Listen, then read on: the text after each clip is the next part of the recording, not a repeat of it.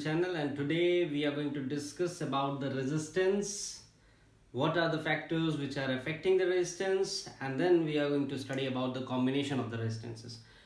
Before that, we have already studied Ohm's law, the slope of VI curve which was used in the Ohm's law. So we will move our discussion from that particular lecture, and in this particular lecture we are going to have the complete discussion over the resistance, the various factors which are affecting it, and combination of the resistances. So without any delay, let's start with the topic. ये थोड़ा सा revise कर लेते हैं. Ohm's law में हम लोगों ने क्या पढ़ा था? ओम्स लॉ में हम लोगों ने पढ़ा था कि V आपका डायरेक्टली प्रोपोर्शनल होता है I के. यानी कि अगर हम कोई वायर ले लेते हैं तो वो जो वायर हम लेंगे उस वायर के जो टर्मिनल्स हैं, जो एंड्स हैं, उनके अक्रॉस जो पोटेंशियल डिफरेंस होगा, जो वोल्टेज होगा, वो डायरेक्टली प्रोपोर्शनल होगा किसके? जो भी उस वायर से करंट फ्लो कर रहा है. ठीक है, जैसे मेरा ये मान लीजिए वायर था, तो ये वायर से ये एक टर्मिनल, ये दूसरा टर्मिनल, इनके बीच में क्या होगा? पोटेंशियल डिफरेंस V, वोल्टेज आपका. ठीक है, और इसमें कोई ना कोई करंट फ्लो हो रहा होगा, वो आपका क्या है? I. सो दोनों क्या होते हैं? आपस में डायरेक्टली प्रोपोर्शनल होते हैं. कब? जब हम बाकी कंडीशंस को क्या कर देते हैं? कांस्टेंट कर देते हैं. ठीक है, उसके बाद आपने पढ़ा था कि जैसे ये कांस्टेंट ऑफ प्रोपोर्शनैलिटी घटती है तो एक इक्वलिटी आती है और साथ में आपका एक कांस्टेंट आता है जिसे हम R बोलते थे. सो हमारा फॉर्मूला क्या हो जाता था? V equals to RI. और ये जो R था इसे हम क्या बोलते थे? इसे हम रेजिस्टेंस बोलते थे. फिर आपको मैंने बताया था कि अगर हम कभी भी इस तरीके से कर्व बनाते हैं, ठीक है, अगर हम कभी इस तरीके से कर्व बनाते हैं जिसे हम VI कर्व बोलते हैं, वोल्टेज और करंट के बीच का ग्राफ बोलते हैं, तो सॉरी, ओम्स लॉ के लिए एक ऐसा होता था. ओम्स लॉ के लिए आपका बिल्कुल स्ट्रेट लाइन बनता था. फिर मैंने आपको बताया था इसका स्लोप हम कैसे निकालते थे. यहां से दो पॉइंट आप ले लीजिए, इस पॉइंट से x के पैरेलल और इस पॉइंट से y के पैरेलल. ठीक है, तो ये आपको एंगल थीटा मिलता था. यहां से हम निकालते थे tan थीटा. tan थीटा हमारा कितना होता था? y upon x. ठीक है, y axis upon x axis ये होता था. और इसको अगर हम देखें तो क्या हो जाता था? v upon i. ठीक है, सो इसका जो ये स्लोप है, जो हमारा ये स्लोप होता था, ये कितना होता था? ये हमारा v अपॉन i आता था. और मैंने आपको बताया आपको कि अगर आप ये भूल भी जाते हैं, अगर आप ये भूल भी जाते हैं कि tan थीटा इक्वल्स टू ये होता है, तो आप ये याद रखिए कि जब भी कभी भी स्लोप की बात होगी तो हमेशा आपको क्या करना है? आपको हमेशा स्लोप में y अपॉन x करना है. जो भी x y एक्सिस पे दिया है वो, और जो भी x एक्सिस पे दिया है वो. यानी y एक्सिस पे क्या दिया है? v, और x एक्सिस पे क्या दिया है? i. अब v अपॉन i कितना होता है? इस फॉर्मूले से देख लीजिए, v इक्वल्स टू RI होता है, तो यहां से v अपॉन i कितना हो जाएगा? It will B R. यानी कि ये स्लोप हमें क्या देता है? ये रेजिस्टेंस देता था. यही तो मैंने बताया था आपको. ठीक है, सो ये आपका ओम्स लॉ में था. इतना हम लोगों ने ओम्स लॉ में ऑलरेडी लास्ट लेक्चर में डिस्कस कर लिया था. ठीक है, चलिए अब हम बात करते हैं कि जो हमने कांस्टेंट लिया था R, रेजिस्टेंस, इसके बारे में थोड़ा डिटेल में बात करते हैं कि क्या होता है. ठीक है, देखिए, अगर आप किसी, मान लीजिए ये आपका एक ग्राउंड है. ठीक है, ये आपका एक ग्राउंड है. अगर आप इस ग्राउंड में हैं और आप दौड़ रहे हैं, you are running in this ground, you are taking the rounds in this ground, और दौड़ रहे हैं आप इसमें. ठीक है, सो अगर ये पूरा खाली है तो आप इजीली दौड़ सकते हैं, जितनी तेज चाहे उतनी तेज दौड़ सकते हैं. अगर यहाँ पे कुछ लोग और आ जाएं तो क्या होगा? थोड़ा सा आपकी दौड़ने की स्पीड क्या होगी? इफेक्टेड होगी. यू विल ट्राई कि आप इनसे कोलाइड ना करें. लेकिन अगर इसी ग्राउंड पे मैं कोई फेयर लगा दूं, एक कोई फेयर लगा दूं, दशहरा आने वाला है ना, सपोज दशहरे का फेयर लगा हुआ है. ठीक है, दशहरे का फेयर लगा हुआ है तो काफी भीड़ होगी, स्टॉल्स होंगे, शॉप्स होंगी, काफी चीजें होंगी, काफी भीड़ होगी. तो अब क्या आप दौड़ पाएंगे? नहीं दौड़ पाएंगे. ठीक है, यानी कि क्या हो रहा है? आपका जो स्मूथ रनिंग थी वो क्या हो रही है? इफेक्टेड हो रही है. सेम केस हमारा वायर में भी होता है. कैसे?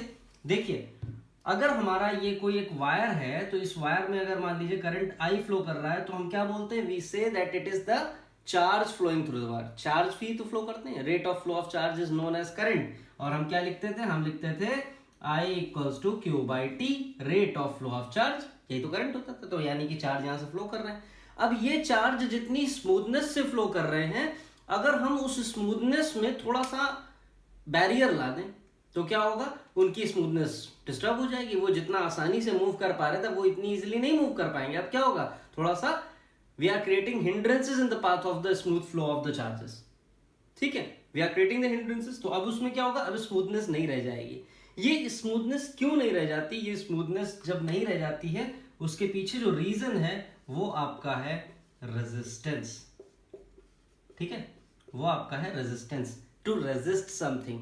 And what to resist, it means to resist the smooth flow of charge carriers in the wire. किसी भी वायर में चार्ज कैरियर्स का जो इजीली फ्लो है उसे रेजिस्ट करना हमारा क्या कहलाता है, रेजिस्टेंस कहलाता है। जो डिवाइस हम इसमें यूज करते हैं उसे हम कहते हैं रेजिस्टर। ठीक है, सो रेजिस्टेंस एक फिनोमेना है, एक प्रोसेस है, एक मैकेनिज्म है, जबकि रेजिस्टर वो डिवाइस है जो कि इस फिनोमेना या प्रोसेस को सपोर्ट करता है। ठीक है, ये बात क्लियर हुई।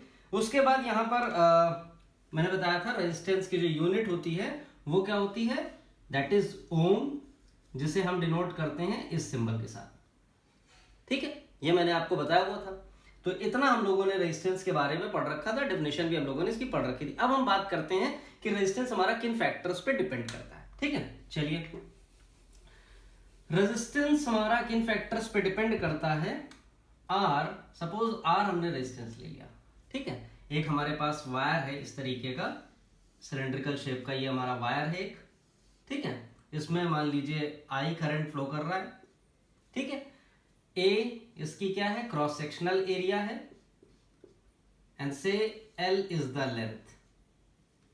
ठीक है, L is the length, L length का वायर हमने लिया, एक क्रॉस सेक्शनल एरिया, उसमें आई करंट फ्लो कर रहा है। सो आर हमारा किस पे डिपेंड करेगा, आर सबसे पहले हमारा डिपेंड करता है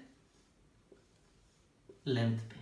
जितनी ज्यादा लेंथ उतना ज्यादा डिले, जितनी ज्यादा लेंथ उतना ज्यादा आपकी जो स्मूथ मूवमेंट हो रही थी इलेक्ट्रॉन्स की या चार्ज कैरियर्स की वो इफेक्टेड होगी। ठीक है, so R will be directly proportional to length. जितनी ज्यादा लेंथ होगी वायर की उतना ज्यादा रेजिस्टेंस होगा और उतना कम करंट आपको मिलेगा। ठीक है, second factor is a, that is area of cross section. तो रेजिस्टेंस आपका इनवर्सली प्रोपोर्शनल होता है एरिया ऑफ क्रॉस सेक्शन के। ठीक है, रेजिस्टेंस आपका यही आ रहा है, यहां पर भी लिखा हुआ है, resistance is inversely proportional to area of cross section. जितनी ज्यादा ये एरिया होगी उतना कम रेजिस्टेंस होगा। क्यों, क्योंकि उतने चार्ज कैरियर्स ज्यादा निकल सकते हैं। ठीक है, और जितनी कम एरिया होगी, जितनी छोटी एरिया होगी, उतने कम चार्ज कैरियर्स निकलेंगे। तो पीछे वाले चार्ज कैरियर्स तो ज्यादा आते जा रहे, लेकिन निकलने की जगह कम है। यानी कि ये केस बिल्कुल वैसा हो गया कि एक छोटे से गेट से बहुत सारे लोगों को निकलना है, तो क्या होगा, भीड़ मचेगी, भीड़ हो जाएगी, भगदड़ मचेगी वहां पे। ठीक है, so R is inversely proportional to L by A. जितनी कम एरिया उतना ज्यादा रेजिस्टेंस, और जितनी ज्यादा एरिया उतना कम रेजिस्टेंस। अगर इन दोनों इक्वेशंस को हम कंबाइन करके लिखें, so what we will have R proportional to L upon A. ठीक है, R proportional to L upon A. Proportionality हटेगी, इक्वालिटी आएगी। मैंने बताया है इक्वालिटी क्या हो जाती है, रो एल अपॉन ए। ये जो थोड़ा सा स्टाइलिश पी बना हुआ है इसे हम कहते हैं रो। ठीक है, ये आपका होता है रेजिस्टिविटी। क्या होता है, दिस इज योर रेजिस्टिविटी, और ये आपका रेजिस्टेंस का फॉर्मूला है, R equals to rho L by A. ठीक है, L length of the wire, A area of the cross section, rho is the resistivity, R is the resistance. तो resistance हम जानते हैं, लेंथ पता है, एरिया ऑफ क्रॉस सेक्शन पता है। ये एक नया टर्म है, इसके बारे में बात कर लेते हैं। ये आपका कहलाता है रेजिस्टिविटी, या फिर इसी को हम एक और नाम से जानते हैं जिसे हम कहते हैं स्पेसिफिक रेजिस्टेंस। अच्छा, अब स्पेसिफिक कहने से मतलब क्या हो गया, देखिए क्लास में मान लीजिए 30-35 स्टूडेंट्स थे। मैंने कहा this is the most honest class. ठीक है, ये क्लास सबसे ऑनेस्ट क्लास है। और अगर वहीं पर मैं उसी क्लास में से किसी एक स्टूडेंट को ले लूं, suppose I took the name Rohan and I said that Rohan is the most honest boy in this class. तो मैंने क्या किया, मैंने सबसे पहली बार तो क्लास को ऑनेस्ट बोला है, फिर उस क्लास में से एक बच्चे को पिक करके मैंने उस बच्चे को स्पेसिफिकली अलग से बोला कि बाकी सब तो ऑनेस्ट हैं, लेकिन इस क्लास में ये बच्चा सबसे ज्यादा ऑनेस्ट है। ठीक है, सो रेजिस्टेंस तो सबके लिए होगा, सब में रेजिस्टेंस होगा, किसी में कम, किसी में ज्यादा, किसी में जीरो, किसी में इनफाइनाइट, किसी में लो, किसी में हाई, सब में होगा। लेकिन हर एक मटेरियल का जो पर्टिकुलर रेजिस्टेंस है, जो स्पेसिफिक रेजिस्टेंस है, जो केवल उसी मटेरियल का होगा और किसी में नहीं होगा, उसे हम क्या कहते हैं, उसे हम रेजिस्टिविटी या स्पेसिफिक रेजिस्टेंस कहते हैं। और ये किस पे, क्योंकि ये हर मटेरियल का अलग अलग है। रेजिस्टिविटी आपका क्या है, हर मटेरियल का अलग अलग है। आयरन के लिए अलग है, कॉपर के लिए अलग है, निक्रोम के लिए अलग है, सबके लिए अलग अलग है। तो जब ये स्पेसिफिक है, स्पेसिफिक वर्ड का मतलब एक पर्टिकुलर मटेरियल के लिए, एक पर्टिकुलर मेटल के लिए, तो एक पर्टिकुलर के लिए अगर है तो ये किस पर डिपेंड करेगा, ये किसी पे नहीं डिपेंड करेगा, सिर्फ और सिर्फ किस पर डिपेंड करेगा, it will only depend upon the nature of material. कैसा मटेरियल है इस पर डिपेंड करेगा। ठीक है, इतनी बात समझ में आई सबको? ठीक है, चलिए नेक्स्ट डिस्कस करते हैं। इसी स्पेसिफिक रेजिस्टिविटी को हम लोग कैरी फॉरवर्ड करते हैं। इसकी यूनिट क्या हो जाती है? इसकी यूनिट बेसिकली आपकी होती है ओम मीटर।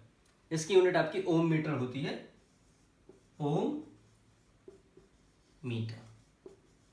ठीक है, ये आपकी यूनिट होती है किसकी, रेजिस्टिविटी की, और रेजिस्टेंस की हमने क्या लिखी थी, ओम लिखी थी। ठीक है, अच्छा एक चीज यहां पर मैं आपको और बता देता हूं कि रेजिस्टेंस का अगर हम रेसिप्रोकल ले लें, रेजिस्टेंस का रेसिप्रोकल लेने का मतलब है कि रेजिस्टेंस का रेसिप्रोकल आपका हो गया 1/r। ठीक है, क्या हो गया, 1/r।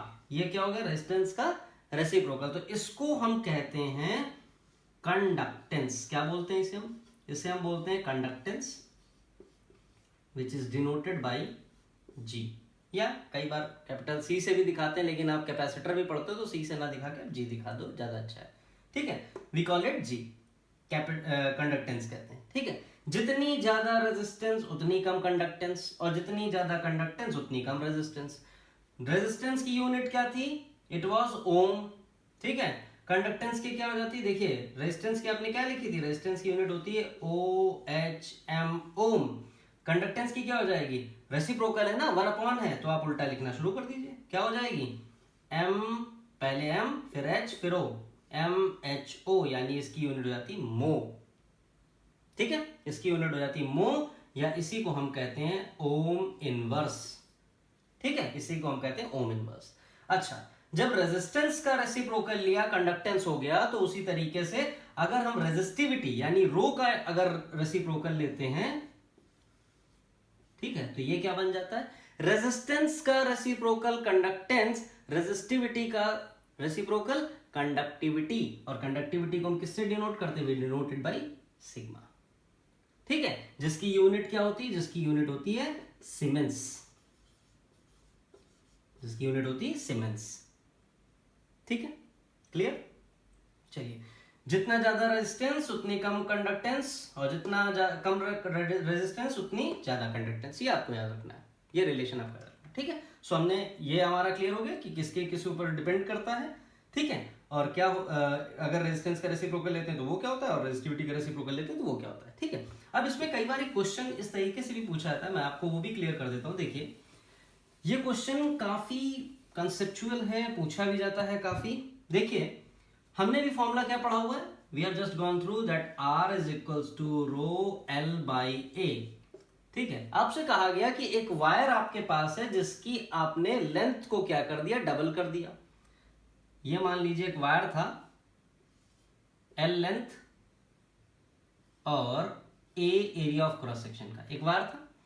आपने क्या किया, इसकी लेंथ को खींच करके, आपने खूब खींच करके इसको क्या किया, लेंथ को इसकी डबल कर दिया, दुगना। ये देखिए, तो अब लेंथ कितनी हो जाएगी, ये L थी, ये दुगनी हो गई ना, तो कितनी हो गई, 2L हो गई।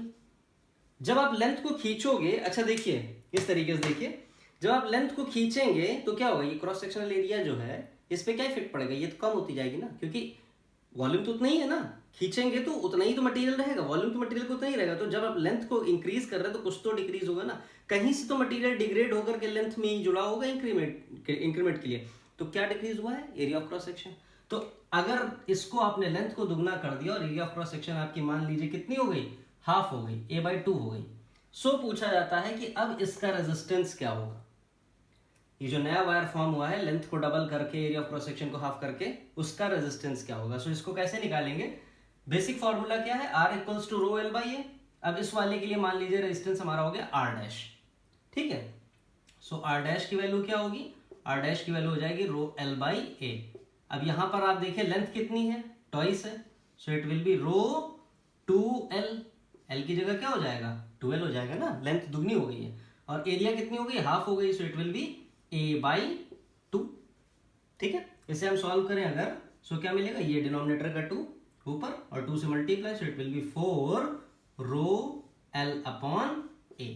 Okay, rho l upon a क्या है, रो l अपॉन a क्या है, देखिए बिल्कुल सही है, आप लोगों ने जज किया, बिल्कुल सही है, ये आपका r है। तो इसे हम क्या लिख सकते हैं, we can write it as r dash equals to 4 of r, यानी कि अगर हम वायर की लेंथ को इंक्रीज कर देते हैं, दुगना कर देते हैं, एरिया ऑफ क्रॉस सेक्शन को हाफ कर देते हैं, तो जो ओरिजिनल रेजिस्टेंस था वायर का, नया रेजिस्टेंस उसका 4 गुना हो जाएगा, it will be 4 times of the original resistance. यही तो मैंने बताया था, लेंथ बढ़ाने पे क्या होता है, वायर का रेजिस्टेंस बढ़ जाता है, रेजिस्टेंस बढ़ गया, लेंथ को बढ़ाया ना आपने, एरिया ऑफ क्रॉस सेक्शन कम हुई लेकिन उतने रेशियो में नहीं हुई जितनी हमने लेंथ को बढ़ा दिया।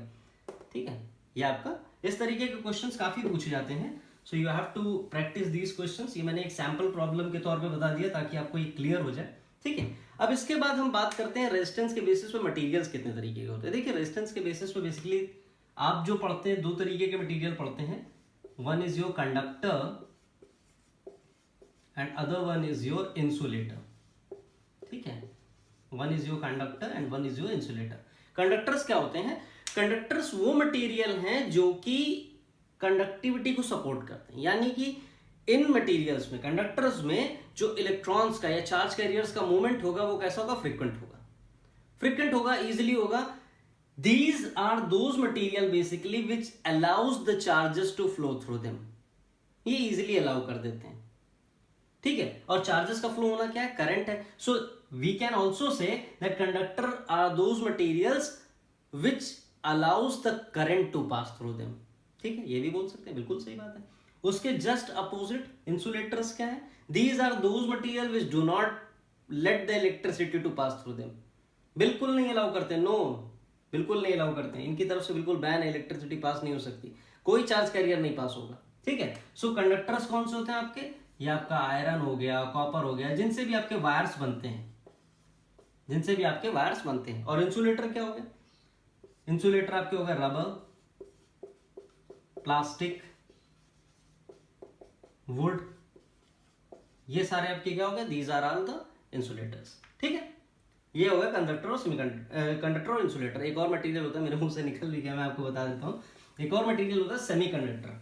सेमीकंडक्टर का मतलब क्या है, हाफ कंडक्टर हाफ इंसुलेटर। कैसे, कोई भी मटेरियल ऐसा कैसे हो सकता है कि हाफ इंसुलेटर हाफ कंडक्टर हो, तो सेमीकंडक्टर वो बेसिकली मटेरियल है जो रूम टेम्परेचर पे नॉर्मली जब रखे होते हैं तब तो वो इंसुलेटर के तरीके बिहेव करते हैं, लेकिन अगर हम उनमें टेम्परेचर इंक्रीज कर दें, ठीक है, टेम्परेचर को थोड़ा सा इंक्रीज कर दें, तो उनमें क्या होता है, एजिटेशन प्रोड्यूस होती है, जिसकी वजह से वो थोड़ा बहुत कंडक्ट करना शुरू कर देते हैं, इसीलिए उन्हें सेमीकंडक्टर कहते हैं, पार्शियल कंडक्टर्स। ठीक है, खैर वो आपको अभी नहीं पढ़ना है, वो मैंने आपको ऐसे ही जस्ट फॉर द नॉलेज बता दिया।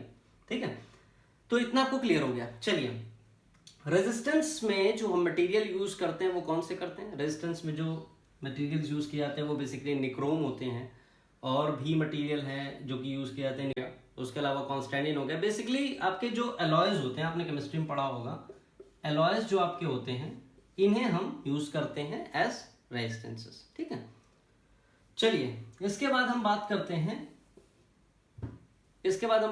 हैं कि जो हमारे हीटिंग डिवाइसेस हैं, हीटिंग डिवाइसेस कौन से हो गए आपके, हीटिंग डिवाइसेस आपके हो गए, हीटर हो गया, जिनमें भी हीट हो रही है, हीटर हो गया, आयरन हो गया, जिन जो हीट डेवलप कर रहे हैं, जिनमें आप इलेक्ट्रिसिटी देते हैं तो आपको हीट एज ए एनर्जी मिलती है, उसे हम हीटिंग डिवाइस कहते हैं। तो उसमें हम बेसिकली क्या यूज करते हैं, उसमें ज्यादातर हम निक्रोम का यूज करते हैं।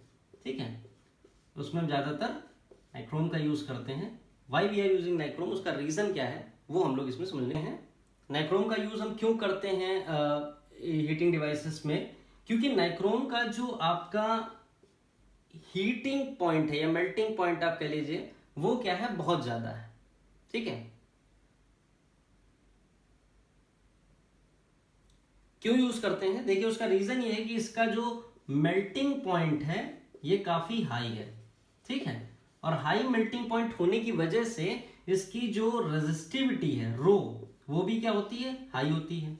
अब जब रेजिस्टिविटी इस मटेरियल की ज्यादा होगी तो ये क्या करेगा, ज्यादातर करंट को पास नहीं होने देगा। जब करंट ज्यादा पास नहीं होंगे तो चार्ज कैरियर्स में क्या होंगे, कोलिजन होंगे, सब आपस में टकराते रहेंगे, क्योंकि जगह तो मिल नहीं पा रही उन्हें मूव करने की, तो सब टकराएंगे। जब वो सब आपस में टकरा रहे हैं, कोलाइड कर रहे हैं, तो क्या होगा, large amount of heat will be created. और ये जो large amount of heat create होती है, यही हम यूज करते हैं किसके लिए, आप आयरन में इस हीट को यूज करते हैं आयरनिंग के लिए, ठीक है। हीटर्स में इसको यूज करते हैं वाटर को बॉईल करने के लिए। सो बेसिकली अगर आपसे पूछा जाता है कि नाइक्रोम को क्यों यूज करते हैं रेजिस्टेंसेस बनाने के लिए, so you will answer that melting point is high as well as resistivity is high, which leads to the tremendous amount of heat generation बहुत ज्यादा इसमें होता है, ठीक है। उसके बाद इसमें ऑक्सीडेशन में नहीं होता है कि मतलब ऑक्सीडेशन का मतलब ऑक्सीजन की प्रेजेंस में वो बर्न करने लगे एयर में ही, वो नहीं होता है, इस वजह से इसे हम यूज करते हैं, ठीक है। नहीं तो ऑक्सीडेशन होगा तो डिवाइस हमारा डैमेज हो जाएगा, ठीक है। तो ये रीजंस हैं इसके।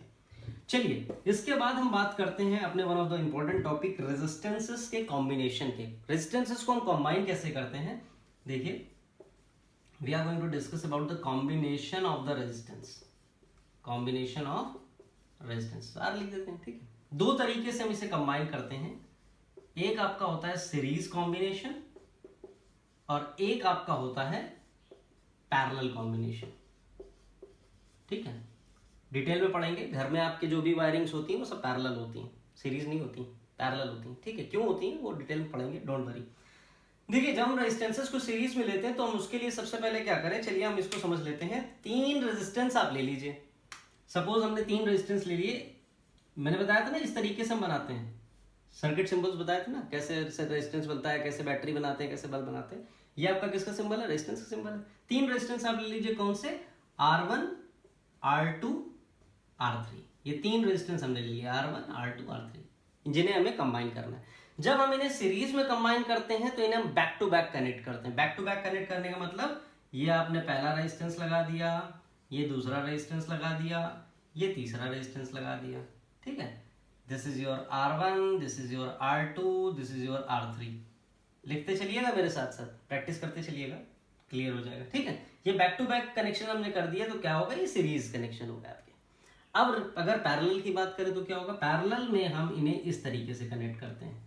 This is your R1, this is your R2, छोटा है नहीं दिख रहा, चलिए बड़ा कर देते हैं, इसको बड़ा से बना देते हैं, उसमें क्या इशू है, ठीक है। R1 R2 R3, ठीक है। R1 R2 R3, ये 3 हो गए, ठीक। ये आपका सीरीज कॉम्बिनेशन कहलाता है जिसमें बैक टू बैक कनेक्ट करते हैं, और ये आपका पैरेलल कॉम्बिनेशन कहलाता है, ठीक है। अब 1 बाय 1 हम इनको एनालिसिस करते हैं। अच्छा देखिए, ये आपका जो सीरीज कॉम्बिनेशन है, इसमें अब हम क्या करेंगे, हम एक बैटरी इसमें सप्लाई करेंगे। चलिए एक बैटरी सप्लाई कर देते हैं, ये देखिए बैटरी सप्लाई कर दी।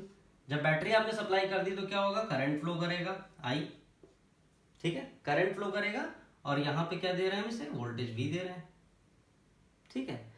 एक बात आपको और याद रखनी है जो कि मोस्ट इंपॉर्टेंट है, शॉर्ट क्वेश्चंस में भी पूछी जाती है, जब भी आपका सीरीज होता है तो इसमें आपका करंट कांस्टेंट होता है, करंट कांस्टेंट होता है, और जब भी आपका पैरेलल होता है तो वोल्टेज कांस्टेंट होता है। सीरीज में करंट कांस्टेंट, पैरेलल में वोल्टेज कांस्टेंट। कैसे, देखिए यहां से जो करंट आई जा रही है वो क्या होगी, R1 से भी वही करंट जाएगी, फिर R2 से वही करंट जाएगी, और फिर R3 से वही करंट जाएगी। सेम करंट आई आपकी R1 R2 R3 से पास होगी, ठीक है। वोल्टेज आपका V रहा। तो अगर मैं बात करूं R1 रेजिस्टेंस की, सबसे पहले मैं R1 की बात करता हूं, तो R1 रेजिस्टेंस में इक्वेशन क्या हो जाएगी, कितना वोल्टेज होगा, V1 इक्वल्स टू IR1। अब आप कहोगे V1 कहां से आ गया, देखिए मेन वोल्टेज आपका कितना था, मेन सप्लाई आपकी कितनी थी, V, ठीक है। R1 ने मान लीजिए कुछ वोल्टेज कंज्यूम किया, कितना, V1, यानी कि ये पोटेंशियल ड्रॉप किसके अक्रॉस हुआ, R1 के अक्रॉस हुआ। फिर इससे जो बचा, टोटल V से V1 किसने ले लिया, R1 ने ले लिया। जो बचा था उससे बचा कुछ आपका R2 ने ले लिया, कितना, V2।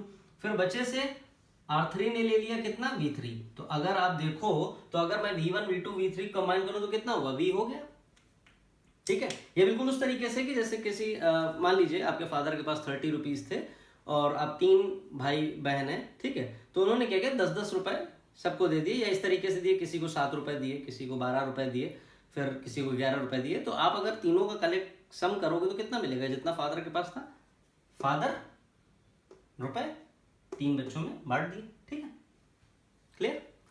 V1 की इक्वेशन अगर V1 की इक्वेशन आपकी आई है इसके R1 के अक्रॉस वाली जो है, इसकी फर्स्ट वाले की V1 equals to I R1, तो इसी तरीके से दूसरी निकालिए, कितनी हो जाएगी, V2 equals to I R2। ठीक है, और यहां से क्या हो जाएगी, it will be V3 equals to I R3। ठीक, कोई डाउट इसमें? ठीक है, अच्छा टोटल वोल्टेज हमारा कितना है, टोटल वोल्टेज कितना है, पापा के पास कितना पैसा है, जितना उन्होंने 3 बच्चों को दिया उसका सम कर दें, यानी कि V1 plus V2 plus V3। ठीक है, क्लियर हो रहा होगा। सब्स्टिट्यूट कर दीजिए वैल्यू, V1 की वैल्यू कहां से लिखेंगे, ये लिखेंगे, लिख दीजिए I R1। V2 की कहां से लिखेंगे, ये लिखेंगे, लिख दीजिए I R2 प्लस V3 की ये I R3।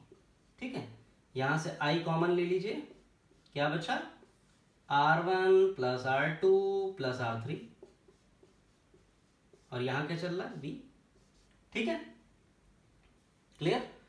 अब क्या करते हैं, अब यहां से आप देखिए V आपका कितना हो जाएगा, V आपका ये है, I जो आपका इधर था उसको इक्वेशन के इधर अगर हम ले आए तो क्या हो जाएगा, V अपॉन I, और यहां पे कितना है, R1 plus R2 plus R3।